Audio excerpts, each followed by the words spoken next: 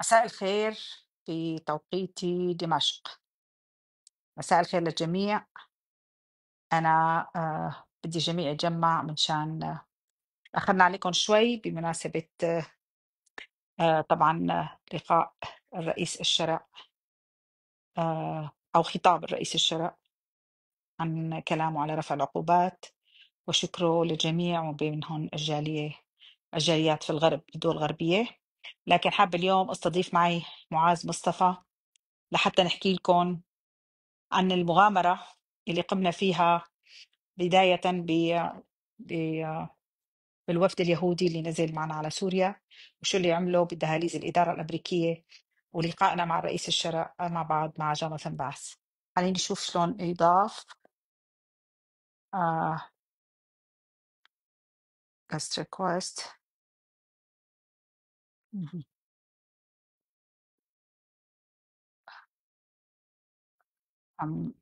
حجرب معاذ معاذ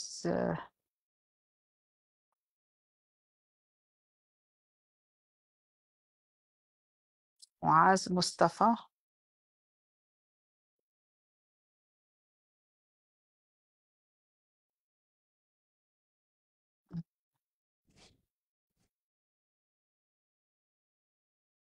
معاذ مصطفى أمكن invite you لحتى تشاركنا البث، بيكونوا جمعوا الأصدقاء معنا. بعت لك invitation معاذ على الفيسبوك لتكون معنا بهاليوم التاريخي هاد، نحكي سوا عن مغامرتنا الأخيرة. ما بعرف معاذ إذا وصلك الدعوة. بتمنى تكون وصلتك الدعوة، لازم تقبلها لحتى تصير معي على الهواء.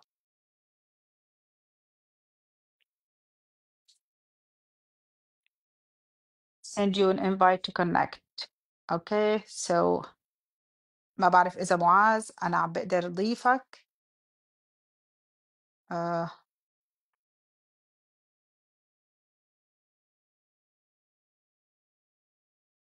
أنا بعت لك الانفيتيشن معاذ.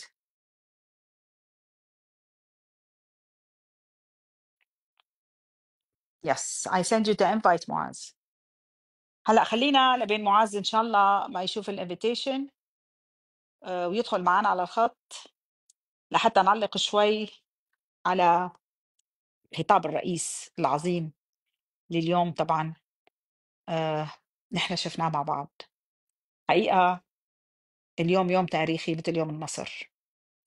خطاب الرئيس كانوا كل السوريين عم ينتظروه، وقرار رفع العقوبات كانوا كل السوريين عم ينتظروها. ولحق لكم شغلة خاصة كمان فيني، يمكن كنت أنا الوحيدة اللي كنت عم أقول العقوبات سترتفع وبسرعة وبشكل أكتر بكتير من المتوقع. الحمد لله اللي أنا وعدتكم فيه صار. كنت متفائلة جدا لأني عرفانة شو طبيعة الرئيس ترامب، ومن وين الرئيس ترامب يعني كصاحب قرار بياخد قراره، وكيف الرئيس ترامب بياخد هالقرارات وبينفذها، وما بيستنى ليستشير حدا، وما بيستنى هالتقارير المغرضة، لا من سيباستيان غورغو ولا من دولسي جاباد ولا من كل كارهين الإسلام والمسلمين. ما بيستنى حدا. وهذا السبب حقيقة يلي نحن أصرينا على إنه ننتخب الرئيس ترامب. وحتى قبل هالمرة أنا انتخبت الرئيس ترامب وقت كان مع بايدن، وقت فاز بايدن، وانتخبت الرئيس ترامب وسجلت فيديو وقلت بالفيديو هذا الانتخاب مهم جدا لسوريا، وإذا بيفوزوا الديمقراط قضيتنا ما رح تنحل. ما بعرف إذا انقطع الخط ورجع، بس الحمد لله طلع تفاؤلي بمحله. وأنا هلا حابة أبعت لمعاذ مصطفى مرة تانية، لأني أنا بعت له دعوة، ما بعرف إذا قبلها. أنا بعرف إنه هو مشغول كتير، لكن معاذ مصطفى send the invite. معاذ مصطفى بعت لك الانفايت، ما بعرف إذا بتقدر بقى تدخل معي على المباشر مشان نحكي مباشر أنا وأنت مع السوريين اللي عم ينتظروا هلا وعدناهم من حوالي تقريبا 3 ساعات، بعدين أجلناها مشان خطاب الرئيس، وهلأ بدنا نكمل. يسعد مساكم كلكم، يسعد مساكم كلكم. بدنا نرجع نعمرها، بدنا نرجع نعمرها. واللي حق لكم إياه إنه المنظمات حقيقة. معاذ مصطفى وين تو جوين؟ يس أوكي أبروف. تمام. آه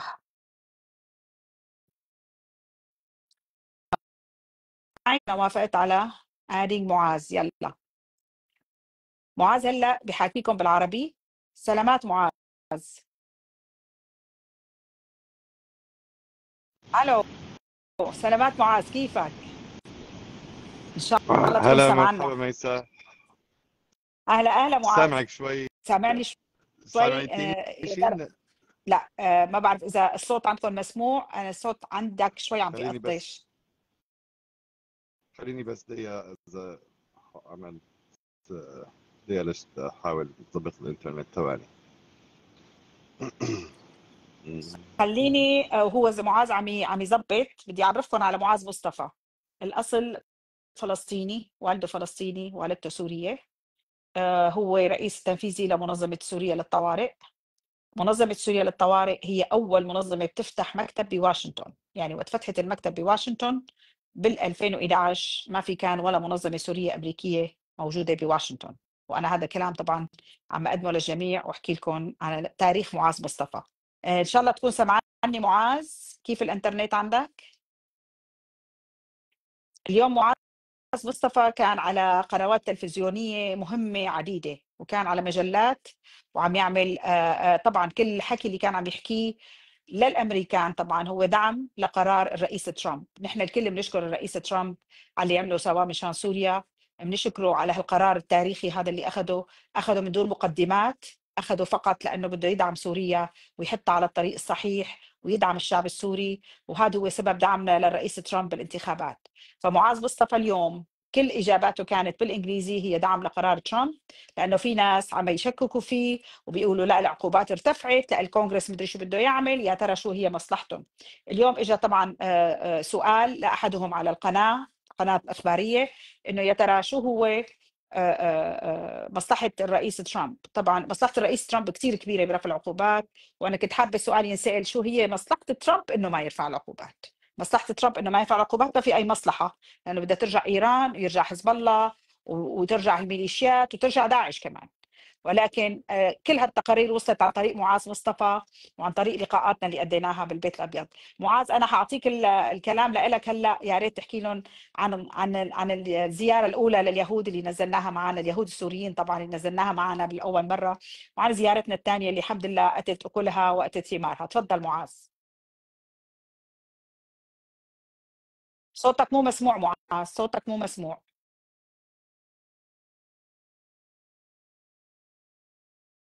صوتك مو مسموع معاذ. حاطط ميوت ولا الميكروفون ولا كيف؟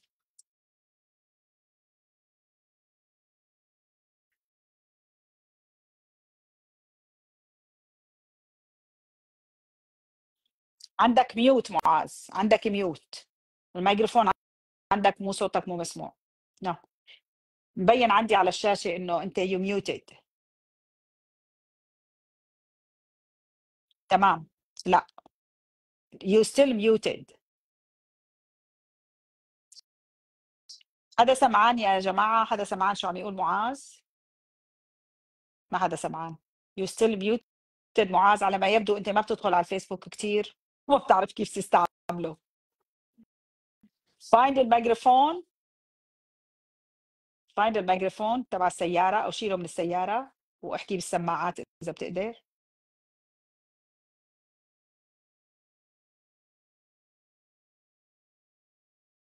أول كان في صوت معاذ، أول ما دخلت كان في صوت بعدين راح الصوت. يا أول ما دخلت كان في صوت بعدين راح الصوت.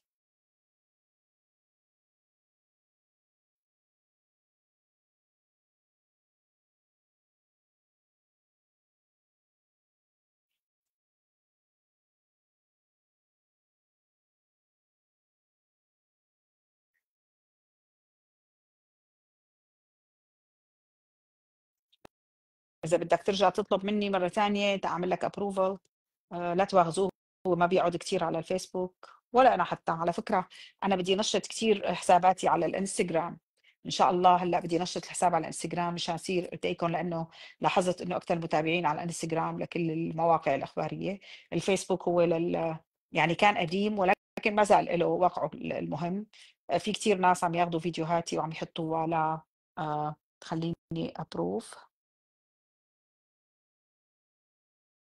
اوكي.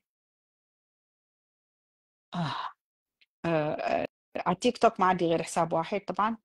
معاذ ان شاء الله يكون صلح المشكله بالصوت. تمام يا رب تكونوا عم تسمعوني. تمام عم نسمعك تمام. اهلا وسهلا. الحمد لله. اسف. شكرا معاذ ميسا. أنا قدمت المنظمة تبعك إنه هي أول منظمة بتفتح مكتب بواشنطن بعد الثورة السورية، بداية الثورة العظيمة، وأنت أول مدير تنفيذي لمنظمة ما بعرف منظمة سوريا للطوارئ، كان في إلها طبعا مديرين تنفيذيين ولكن أنت استلم أنت المنظمة. وما شاء الله الإنجازات اللي صارت كلها ورح نحكيها بوضوح. أول اللي جاب قيصر على أمريكا، وكم زيارة قيصر إجا على أمريكا معاذ؟ 6 مرات جبنا قيصر على امريكا، عدة مرات حفار القبور وسواق الباقر ومازن الحماده وعمر الشغري، كل كلهم هالابطال اللي هن ابطال انشهروا. جابهم طبعا، هو اللي جابهم، والفيزا حصل له اياها عليها من الخارجيه. حتى فينا نحكي هون يعني انه حتى كانت على باسبور، ما له باسبور طبعا، هو كان قيصر لحتى جابه. هلا اللي عملنا اول اللقاء جواز، اول فيزا لقيصر كانت على جواز سفر مزيف مو باسمه الحقيقي، تمام تمام وثاني وثالث ورابع وخامس فيزا على على جوازه الاصلي الحمد لله. جوازه الاصلي الحمد لله. والان على نعم جوازه الحمد لله. الاصلي. بنفس الوقت اللي اشترى له الكعب الازرق لقيصر هو معاذ مصطفى، وفي له طبعا الحمد صور لله. هو وفريد مزهان قبل حتى ما يكشف عن شخصيته. ما بتوقع اي حدا، اي واحد او اي منظمه بتعمل كليم انه هن اللي جابوا قيصر، قولوا لهم ارجونا صوركم مع قيصر قبل ما تظهر شخصيته الحقيقيه، لانه ما حدا عنده صوره ابدا الا معاذ مصطفى وفريق معاذ مصطفى. ويعطيها العافيه كل التيم والنسل. معاذ بدنا اياك هلا مشان ما نطول كثير الفيديو على المشاهدين، احكي لهم كيف طلعت براسك فكره انه جيب اليهود السوريين وكيف تواصلوا معك اليهود السوريين. ما بعرف كيف راح الصوت. لا هلا راح الصوت من عندك، راح الصوت من عندك مو من عندي. هلا رجع الصوت، رجع الصوت. كيف الرحله الاولى لليهود السوريين يلي هي طلعت في بالك تعملها، وشلون الرحله كانت، وشلون بعدين خططنا للرحله الثانيه لنلتقي مع الرئيس الشرع. تمام. انا شكرا ميسر، سامحيني قطع الشوط شوي، بس فينا نقول انه نحن اجينا 3 مرات على دمشق ما بعد سقوط النظام. اول مره كانت بعد بيومين من سقوط النظام، وكان هدفنا بهي الفتره عده امور، واحده منها نوصل الصوره الصحيحه للعالم عن ما يحصل بسوريا، فجبنا فوكس نيوز، تري يينغز، جبنا 60 مينتس، سي بي اس، سي ان ان، ان بي ار، وول ستريت جورنال، نيويورك تايمز، واشنطن بوست. نحن دائما بنركز على الاعلام الغربي وخصوصا في واشنطن اللي مؤثر على القرار هون. جبنا كل هذا الاعلام، وبخلال الفتره بلشنا ندور عم دور كنت عن خالي بصراحه بهالسجون والافرع الامنيه، مثل ما كثير من العالم كانوا عم يدوروا عن اهاليهم. كنا ايضا عم ندور عن الدكتور مجد كملماز، اللي بنته مريم كملماز كانت معنا بالاجتماع مع سياده الرئيس، واجتمعت ايضا مع وزير الخارجيه. كنت عم دور عن مازن الحماده اللي كان جزء مهم من المنظمه السوريه للطوارئ، وكان لنا الشرف انه نكرم عائلته بحفل منظمه جلوبال جاستس بدمشق. طبعا للاسف شفنا انه استشهد مازن، وان شاء الله نعتبر خالي الله يرحمه ومجد شهداء. اوستن تايس واخرين من الامريكان كمان ما لقيناهم، ولكن حسنا نلاقي امريكي كان معتقل عند النظام 8 اشهر، وبدال ما ناخذ الامريكي ونجيبه مباشره مثلا للامريكان، كان من المهم جدا انه نجيبه لعند الحكومه السوريه اللي هي حررته يعني خلال تحرير سوريا كلها.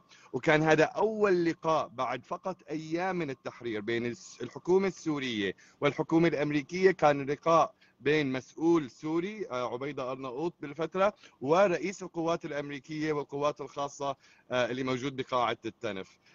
ثاني رحله كانت الرحله مع الجاليه اليهوديه اللي اول مره ب 34 سنه بيرجعوا على سوريا. اليهود السوريين سابقا كان عددهم 100,000 يعني تاريخيا، بسوريا، صفيوا 6 تحت نظام بشار الأسد من اليهود السوريين اللي ما زالوا عايشين بسوريا. فاليهود السوريين اللي طلعوا بالتسعينات وطلعوا ما قبل، هدول كلياتهم ضد شو عم تعمل إسرائيل بسوريا، وضد طبعا شو عم بيصير بغزة ضد المدنيين، وهدول بدهم، وكان لهم دور كثير مهم كجزء من فريقنا بمطالبة رفع العقوبات. فالجالية السورية اليهودية الأمريكية لعبت دور مهم، والآن عم يشتغلوا على إعادة تعمير أقدم كنيس بالعالم، ومو بس هيك، إعادة تعمير الحي اللي موجود فيه الكنيس للمسلمين وغيرهم من الأهالي السوريين. فكان دور مهم تاريخيا، ولكن كان مهم سياسيا وإعلاميا، إنه نبين إنه اول شيء بسوريا ما في اقليات، كلياتنا نحن سوريين بغض النظر عن ديننا او عرقنا. وهي اصغر اقليه اللي هن 6 اشخاص من اليهود السوريين، شوف شلون بيرحبوا فيهم الشعب السوري كله، مو بس الحكومه. واخر جيه رحنا فيها كانت اهم جيه بصراحه ميسا، كان هون وفد موجود، طبعا حضرتك في منظمه السوريه للطوارئ ومنظمه جلوبال جاستس قادت هذا الوفد، موجود فيه رجل اعمال امريكي له علاقه او من يعني يرأى كداعم للرئيس الامريكي، موجود في مريم كامل ماز امريكيه، ابوها امريكي، وتمثل العوائل الامريكيه اللي عم تدور عن اهاليها اللي قتلوا واختطفوا على عهد نظام بشار الاسد البائد. جبنا معانا ايضا اليهود السوريين اللي عم يلعبوا دور مهم كمان بتسليط الضوء على النفاق تبع بيبي نتنياهو واللي عم بيصير، والواقع بسوريا انه هدول مو ارهابيين، هدول الشعب السوري رجعت لبلده الحمد لله. وتم اجتماع مثل ما بتعرفي مع ما بعرف قديش 10 12 وزير من الحكومه، عده محافظ دمشق، عده محافظين اخرين، وايضا اجتمعنا مع سياده الرئيس. اجتماع كان مثل ما بتتذكري على اساس ربع ساعه، قعدنا اكثر من 3 ساعات ونص وحكينا عن كل الامور. طبعا بعد اللقاء بالرئيس كان من الواضح مو بس لإلي ولإلك ميسا، نحن كنا على علم بهالامر، ولكن ايضا للاخرين اللي معنا بالاجتماع، انه الرئيس السوري هذا اللي موجود حاليا هو الشخص اول شيء اللي بده مصلحه سوريا، بده سوريا ترجع لاهلها، وبيطلع على الانفتاح على الولايات المتحده الامريكيه والدول الديمقراطيه المزدهره، وما بيشوف سوريا مثل الصين او مثل روسيا او مثل ايران. صح. وبيشوف سوريا هي بلد يعني لها دورها المهم بالمجتمع الدولي بشكل عام. وشفنا منه ايضا الحكمه بكيف عم يحاول يمسك هالبلد مع بعض، وشفنا كمان التحديات اللي امامه، ان كان شو عم يعمل نتنياهو، ان كان الايرانيين اللي عم يحشدوا مع النظام على الحدود العراقيه السوريه من طرف العراق الى اخره. وكان عنده رساله للرئيس الامريكي. راح الصوت شوي، رجع بس عالي كثير، وطيه شوي. تمام، حوطيه شوي. فالشيء المهم الاخير انه الرئيس السوري شاف انه مصالح سوريا ومصالح امريكا هم مصالح مشتركه، ما بدنا ايران ولا الصين ولا روسيا ولا داعش بسوريا ولا حزب الله الى اخره. بدنا انه الجنود الامريكيين يرجعوا على بلدهم، ينسحبوا من سوريا بطريقه جيده وما حدا متعلق على دواليب الطيران، والعالم مبسوطه وبتقول شكرا على مساعدتكم ضد داعش. بدنا سوريا بده سوريا تكون ما في موجوده باي حرب مع حدا، وما حدا يستخدم سوريا لاي حرب. هي كلها مطالب دونالد ترامب. فلكن دونالد ترامب ل3 اشهر من 8 الشهر بديسمبر وقت سقط النظام ما كان عنده الفرصة يشوف شو صاير بسوريا أو ياخذ قرار. فبهي الرحلة حسنا نحن نتجاوز بعض مستشارين اللي كانوا ضد هالأمر مثل غوركا وتولسي جابرد، حسنا نتجاوز. وسبحان الله رب العالمين إن شاء الله يستخدمنا جميعا ولا يستبدلنا، ساعد بإنه نغلب نتنياهو والسياسة الإسرائيلية بواشنطن. هذا الشيء كان مستحيل نقول مين أقوى من سياسة إسرائيل بجد، تمام، الله أقوى. ونوصل للرئيس مباشرة. اجتمعنا مع مجلس الأمن القومي، اجتماع كان لازم يكون نص ساعة ضل ساعة ونص. بعتنا رسائل لأصدقائنا بتركيا والسعودية، طلعنا بالوول ستريت جورنال والفوكس نيوز حتى مقالات. المهم إنه يوصل الرسالة مباشرة للرئيس، إنه الرئيس الشرع عم يعرض أمام الرئيس ترامب يعني لحظة فرصة ذهبية بتجيب السلام لكل الشرق الاوسط. ومثل ما شفنا هو اللي صار الحمد لله. ونحن ولا شيء، نحن الله استخدمنا، الله يستخدمنا جميعا لنصرة الشعب السوري. بس ان المهم هلا خصوصا لكل المستمعين، سوريا رجعت رجعت لإلكم، رجعت لكل الشعب السوري. فينكم تنتقدوا مين ما كان بالقياده ومين اجى ومين ما راح، فينكم تستثمروا ببلدكم، فينكم انه ما عاد حتى نزد الزباله بالشارع. سوريا رجعت لاهلها، والله العظيم سوريا من اعظم الدول، بلد مباركه من رب العالمين بغض النظر عن الديانه. المسيحيه بيقولوا نفس الشيء، اليهود بيقولوا نفس الشيء، ونحن المسلمين بنقول نفس الشيء. فهلا صار دورنا انه نوصل سوريا لبلد يصير فيها انتخابات ما نعرف مين حيجي رئيس بالمستقبل، يصير الشعب اذا ما عجبه قائد يمشيه يجيب غيره، وتصير سوريا ان شاء الله يعني ضوء وامل للشعب للشرق الاوسط وللعالم كلياته. فشكرا، اسف على طولت كثير. خليني اضيف شوي. حقيقه لقائنا كان مع الرئيس او سياده الرئيس الشرع كان يعني مخطط له عن طريق محافظ مدينه دمشق اللي هو التقى فينا قبل منه، وشعر بانه نحن حنقدر نوصل رساله جدا مهمه لسياده الرئيس. وتم اللقاء حقيقه متاخر ليلا واستمر لل1:30 صباحا. الشيء الحلو انه رجل اعمال يعني حط امام الرئيس الشرع خطه او خارطه طريق، كان واضح كثير. قال له انا حتى يهودي وانا نازل مع اليهود السوريين، وقال له انا رجل اعمال، وانه شراكتك مع امريكا هي شراكه طبعا اللي بدها تكون. الشيء اللي بدي احكي لكم اياه طبعا انا ما حكيته بس المباشر قديم، انه نحن منظمه سوريا للطوارئ وجلوبال جاستس كنا جالسين بهذا الاجتماع، ونحن اللي سالنا الرئيس الشرع اذا كان مقدم له دعوه ليقابل الرئيس ترامب بالسعوديه، فطبعا الجواب كان لا.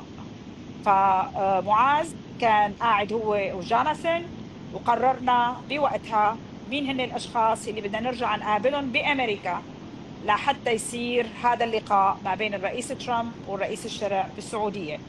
طبعا انتم بتعرفوا انه العقوبات ارتفعت قبل بيوم من هذا اللقاء، لكن يمكن معاذ عندك شويه شوشره، صوتي مو مسموع منيح.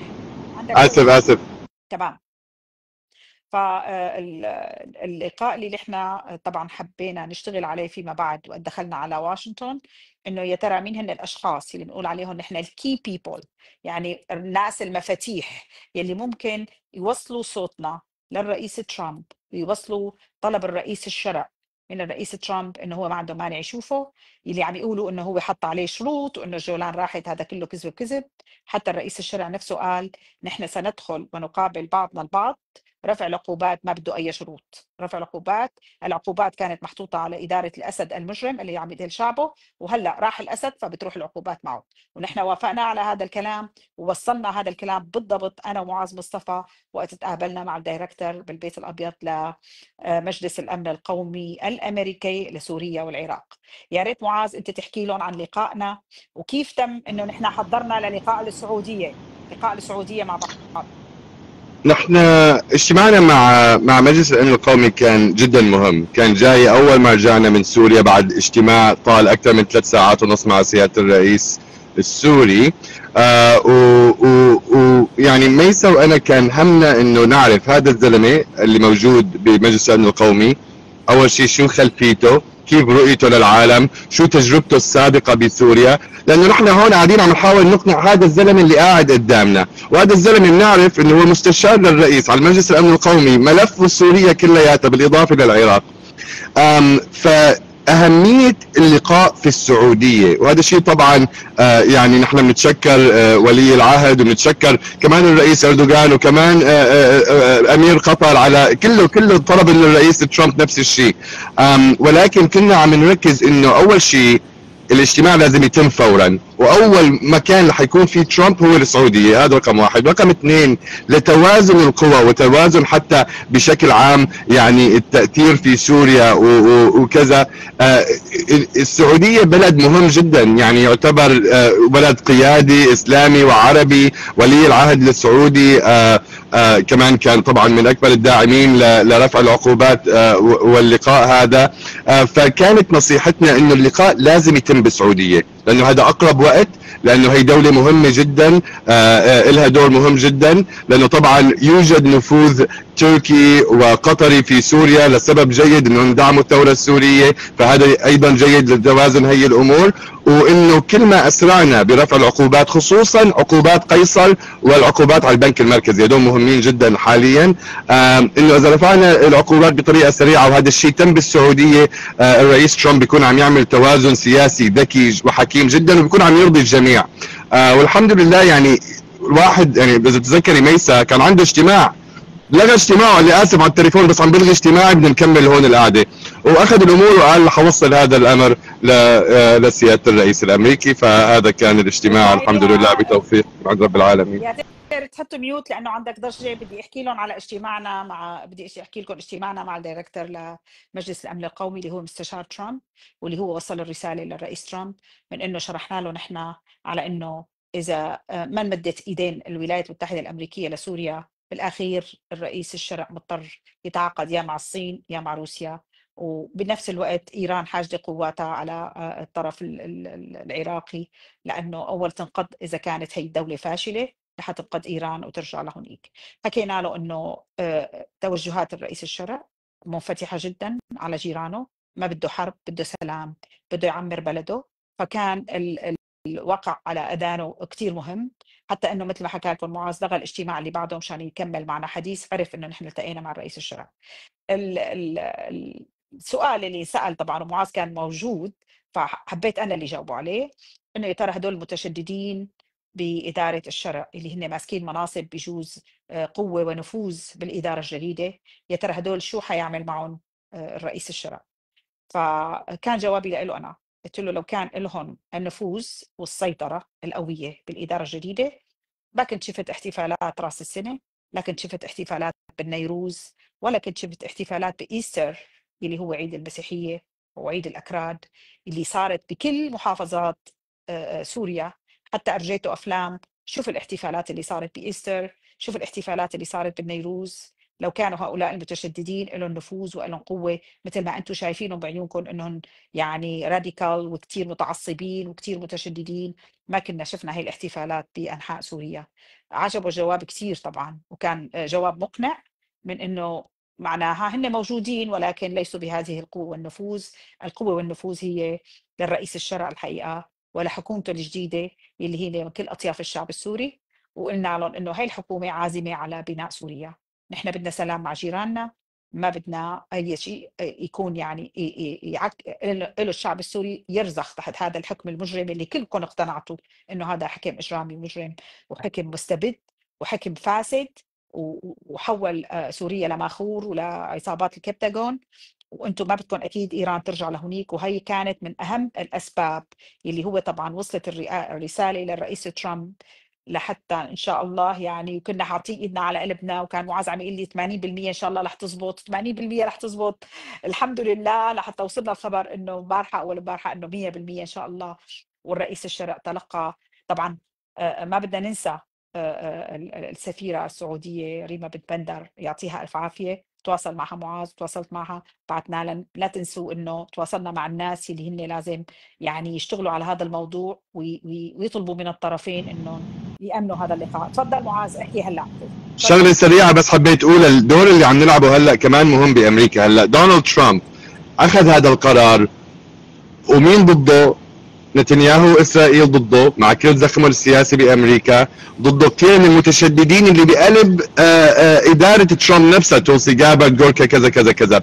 فهلا نحن عم نركز على الاعلام الغربي وعلى الاعلام المتحفظ، خصوصا كنا على فوكس نيوز راديو، فوكس نيوز ان فريندز، تلفزيون فوكس، وول ستريت جورنال، وهون عم ندافع عن قرار الرئيس الامريكي مشان يستعجل بقراره ويستمر بهذا الخط، وما نخلي اي حدا من شبيحه الامريكان يقول هدول ارهابيين او لا الرئيس تسرع او يمكن الرئيس يغير رايه. فقرار كان عن جد مهم وتاريخي وترتيب رب العالمين، وهي يعني اللي وصلنا له. يعني سبحان الله انه الله اراد لنا دور، ولو دور يعني قد ما كان حجمه بهذا الامر، هذا شرف كبير، لانه ما في اعظم من الشعب السوري، ما في اكبر شرف الي شخصيا غير انه نحسن نخدم هالثوره العظيمه اللي وصلت سوريا، رجعت سوريا لاهلها باول مره بعقود الحمد لله. شكرا ميسس. شو خليك معي معاذ دقيقتين بس، وبدي اقول لكم اللي بيقول لكم انه نحن دفعنا فلوس كتير لحتى نقابل هالشخصيات، الكلام كذب بكذب.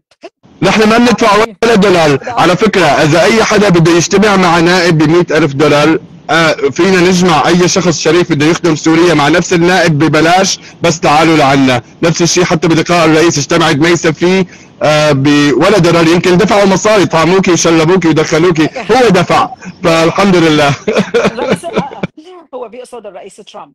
نحن ليش عم نحكي هالحكي؟ نحن بدنا نفهمكم انه الاداره الامريكيه او المسؤولين الامريكيين السياسيين، نحن في عنا اكسس لهم. طالما نحن امريكان اللي في عنا اكسس لهم، بنقدر نعمل ادفوكسي، بنقدر نعمل مناصره، بنقدر نعمل منظمات، بنقدر نلتقي فيهم وحتى نحكي نحن وياهم ونقول لهم شو هي طلباتنا.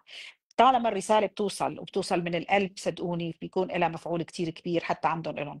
يعني اللي بدي أحكي لكم إياه، حتى الرابطة العلوية اللي كانت عاملة طردوهم من اللقاء بعد ما جو ويلسون طلب من طلب منهم انه الغوا هدول قلويين او عم يحكوا بشكل يعني غير مقبول ولا قانونيين، وفي منهم اصلا شبيحه لنظام مجرم، نظام الاسد، وكلكم تعرفوا طبعا من هو جو ويلسون.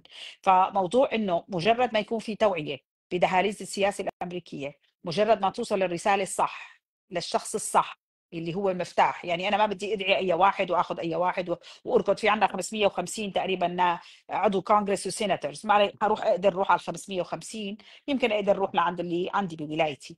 لكن وقت بتعرفوا شو يعني انكم تروحوا للشخص الصح. وطالما نحن تقابلنا مع رئيس الشرع حقيقه لهالمده، وارجيناهم صورنا انه كنا نحن مع سياده الرئيس، هن لحالهم صاروا يطلبوا مننا انه نحن بدنا نحكي ونسمع منكم، بدنا تجوا لعنا ونسمع منكم شو دار بهذا اللقاء. لذلك انتم شفتوا اللقاء بيننا وبين سياده الرئيس كان مصغر جدا، كان فقط 4 أشخاص، من بيناتهم أنا ومعاذ وجوناثان ومريم. وطبعا اللقاء المصغر أخذ وقته وحيزه، بدال يعني الوفود الكبيرة اللي بتروح بتجي، أخذ حيزه بالكلام. وأنا كنت لكم من أول إنه الرئيس ترامب هو شخصية مختلفة عن باقي الرؤساء، وقت بياخذ قرار بياخده، وقت بيقتنع بشيء بيقتنع فيه. ما هو البيروقراطية يعني اللي بده يرجع وبده يعمل قانون. وطبعا هلا عم تطلع اصوات كثير انه قانون ايسر، بده قانون ثاني، بده شو يعمل له شو. قانون قيصر بيقدر الرئيس وعنده الصلاحيه انه يوقفوا 6 شهور، بعد ما نناقش بعرف انه صوتي نسكتهم. عالي، اسف. تفضل. ميسا على المقاطعه، وراح احاول. سامحوني تليفوني ما بعرف شو صاير فيه، سامحوني يا جماعه عن بدك تليفون جديد الصوت. معاذ؟ الله كريم. بس المهم انه قرار الرئيس الامريكي عنده القرار تحت شيء بيسموه emergency national security powers، انه يلغي قيصر كاملا، مو بس لمده معينه. وانا وصل لي معلومات من وزاره الخزانه يعني مفرحه. فيني اقول لكم. تفضل. طبعا راح الصوت بس. معاذ صرت ميوتد، صرت ميوتد مره ثانيه. سكر وارجع، صرت ميوتد، ما بعرف شو عم تعمل بتليفونك. ارجع كبس كبسه ثانيه.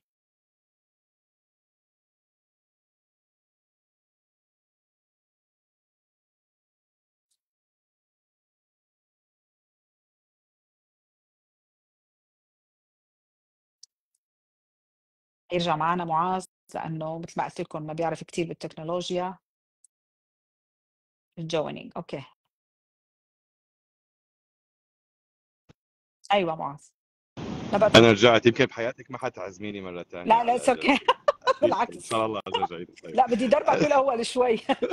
طيب تفضل.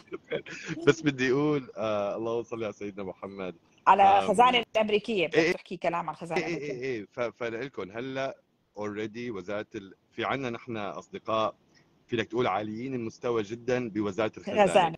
صح. الزلمه هذا بتعرفي هذا بيكتب وبيقيم قرارات العقوبات، بس هو مو سياسي، بيلقى عليه من السياسيين شو حيعمل. الامور عم تمشي بطريق ممتاز جدا. قانون قيصر حيتوقف لمده طويله. ما بدي احكي غلط، وخايف اطلع من هون مشان اشوف الرساله فيروح الصوت مره ثانيه. بس خلينا نعمل قعده ثانيه ميسا بكره ان بعد شاء الله. بكره، بقول لك اخر المستجدات، بنخبر الجميع. نحن كتاب مفتوح الحمد لله. وكل شخص موجود معنا يعني يعني اعتبروا نفسكم جزء من، نحن كلنا فريق واحد. والحمد سوريين لله. كلهم واحد. صح. صح. الرئيس ترامب عنده القدره لمسح قناه قيصر كاملا، وبالاضافه لهذا الامر بوعدكم انه الكونغرس الامريكي عم نشتغل عليه من هلا، حيطلع قرار من عندهم بس هن يعني مشان يحسوا حالهم عملوا شيء ليقيموا قانون قيصر ايضا. بس عند الرئيس هي القدره الكامله على توقيف كل العقوبات، واذا حدا قال لكم لا عم يكذب عليكم، هذا الواقع. يعني انا حاحكي لكم، انا وقت معاذ عم يحكي على فكره، هلا الصوت ممتاز معاذ، ما في داعي كلامه انه ليحسوا الكونغرس انه هن عملوا شيء، يعني مشان قيمتهم وقدرهم قدام الرئيس ترامب وقت اخذ القرار وما سالهم. فهن هلا بدهم شغله بيروقراطيه واوراق وما اوراق، وانه احنا وافقنا على الرئيس. لكن هدول المشوشين والكذابين اللي بدهم يشوشوا عليكم هلا ويقولوا لكم انه الرئيس ترامب ما بيقدر يلغي العقوبات ولا بيقدر يلغي العقوبات، نحن عم نجيكم من الاخر، عنده صلاحيه كرئيس امريكا يلغي العقوبات كامله.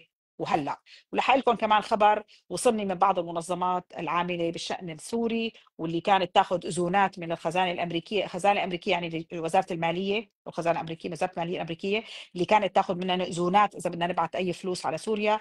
بعثوا لهم كلهم ايميلات من الصبح، وصلت انه ما عاد بدكم لايسنس لحتى تاخذوا او تشتغلوا مع سوريا. يعني ابتدت رفع العقوبات، ابتدى من الصبح اليوم بالايميلات اللي وصلت للمنظمات اللي عامله، اللي بتاخذ تقريبا لايسنس من الخزانه الامريكيه لحتى تبعث فلوس على سوريا. فان شاء الله بدنا همة كل الشباب، بدنا همة كل السوريين، ومثل ما قال اليوم الرئيس الشرع بالخطاب، قال هلا في عنا طريق طويل لنرجع سوريا عظيمه كما كانت. نحن اخذنا هذا سلوغن من سياده الرئيس ترامب اللي عمله اول ما عمل انتخابات، ميك امريكا جريت اجين، ونحن هلا بدنا ميك سوريا جريت اجين. ما حدا بيقدر يسرق هالسلوغن مني، لاني انا اول مين حكى فيه وعمل طوائي وقت نزلنا اول نزله نحن واليهود السوريين على سوريا، لبسناهم الطواقي. وبنفس الوقت بتذكروا وقت فتحت لكم انا لايف شلون كان هنري عم يحكي، كانوا عم يحكوا مع اعضاء الكونغرس ومع جو ويلسون ومع الجميع انه لازم العقوبات ترتفع على سوريا، وبنفس الوقت بدهم يساعدوهم. انتم بتعرفوا طبعا هن نفوذهم وقوتهم بدهاليز السياسه الامريكيه. ومن هون بلش معاذ طبعا، لانه هو بيعرف كيف تؤكل الكتف، علاقاته والميديا والفاكس نيوز وكل الميديا طبعا الببليك ريليشن اللي هو بيطلع عليها وعم يطلع عليها. هلا نحن بدنا اياكم كلكم تعملوا ترند، كلكم تعملوا ترند، نبعث لكم اياه بالانجليزي. شكرا شكرا رئيس ترامب. You gave Assyrian people the hope، بتعطي السوريين الامل، وعطيتهم فريش ستارت، بتعطي سوريا بدايه جديده. ان شاء الله انا بنزل لكم هذا الترند، وبدي اياه يكون على كل صفحات السوشيال ميديا، بننزله بالانجليزي وبننزله بالعربي، ولازم كلنا نشاركه. وصدقوني حنوصل صوتكم حتى، وشكركم للرئيس ترامب نفسه. انا ومعاذ مصطفى باذن الله في عنا قنوات توصل، مثل ما وصلنا اول رساله انه هو لازم يلتقي مع الرئيس الشرعي بالسعوديه، حنقدر نوصل الرساله الثانيه. وانا كثير مبسوطه انه معاذ معي اليوم، وبكره ان شاء الله بنعملكم ابديت اكثر واكثر، بنخبركم شو اللي حيصير وشو اللي حيقولوا. ومثل ما قلت لكم معاذ هو الجندي المجهول يلي دائما دائما دائما الناس ما بدي اقول بتاخذ كريدت على شغله هو، يعني دغري بيقولوا لكم بشرى ساره حصل وما حصل، وبشرى مدري شو وحصل، وبيكون اللي شغال عليه معاذ. على فكره المنظمة السورية للطوارئ هي اللي سمت قانون قيصر، هي اللي عملت قانون الكبتاغون 1، قانون الكبتاغون 2، عن طريق فرنش هيل اللي هو صديق مقرب لمعاذ، وهو اللي سمى طبعا القانون قانون كبتاغون. حتى قانون عدم التطبيع كتبته منظمة سوريا للطوارئ، وهي اللي قدمته مشان ما يصير في تطبيع مع الأسد. يعني إن شاء الله والحمد لله، من أول ما كانت منظمة سوريا للطوارئ عم تشتغل بالأدفوكسي ودعم القضية السورية، ما كلت ولا ملت لمدة 14 سنة، لحتى وصلنا بالأخير إن شاء الله للقاء سيادة الرئيس. وأنا طبعا قابلت رئيس ترامب وقابلت الرئيس الشرع خلال شهر واحد إذا تتذكروا، يعني ما في فرق كبير. كان رمضان 28 آذار، الحمد لله دعواتنا استجيبت، وبعدين التقيت بالرئيس الشرع نفس الوقت.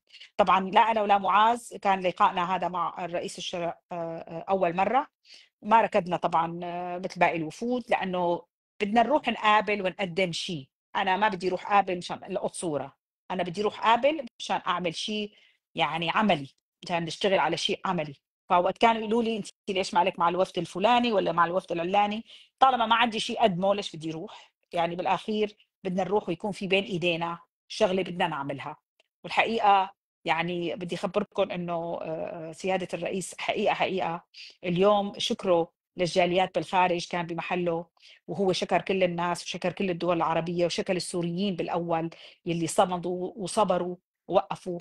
وأنا كتير مبسوطة بمتابعتكم، كتير مبسوطة إنه الناس السوريين عم يسمعوا صوتي، كتير مبسوطة إنه اليوم معاذ مصطفى معنا لنحكيكم ونحكيكم على الحقيقة ونحكي لكم شو صار وقصصنا بدهاليز الثورة السورية. إن شاء الله بدنا نعمل هيك برنامج نحكي لكم عن دهاليز الثورة السورية، شو صار مع قيصر وقت إجا أول مرة كيف كان خايف، شو صار مع التانيين، لأنه دهاليز كتير حلوة ولازم تسمعوها من معاذ إن شاء الله بحلقات تانية. طولنا عليكم بالفيديو، رح أنهي معكم هلأ، واللي عنده أسئلة اسألوني وأنا بجاوبكم، لكن ما نحط أي شروط لرفع العقوبات. اللي عم يسأل هلأ وبده يصطاد بالمية العكرة